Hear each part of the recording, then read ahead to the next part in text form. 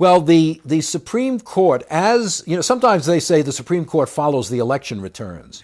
As the North retreated from its commitment to racial equality, which had grown out of the Civil War, the 14th Amendment, the importance of the 14th Amendment shifts. The court begins to retreat from using the 14th Amendment to protect the rights of blacks and move more and more toward using it to protect the basic rights of corporations.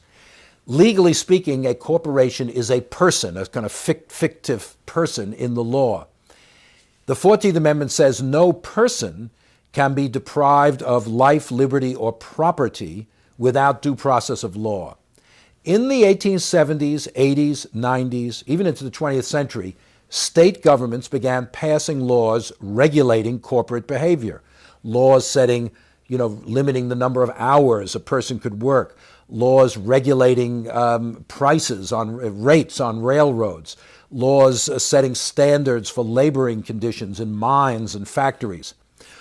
Over and over again, the Supreme Court would declare those laws unconstitutional under the 14th Amendment. They deprived the person, the corporation, of their property without due process of law.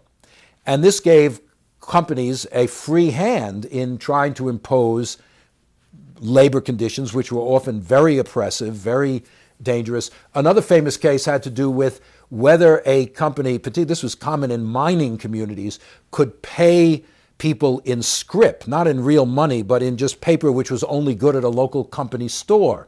And you can see the abuses of that, because then the store could charge whatever price it wanted, and this scrip was only good there, so people's wages really, weren't free. They weren't free to use them anywhere they wanted. States would pass laws barring that, and the Supreme Court overturned those laws on the grounds that it violated the right of property of these corporations. So for a long time, this is what's called freedom of contract jurisprudence. The 14th Amendment came to be seen as protecting freedom of contract. That is, if you agreed to go to work under those circumstances, well, then you have no right to complain. That you've made a contract, and the government has no right to intervene to try to determine the conditions and circumstances under which labor takes place.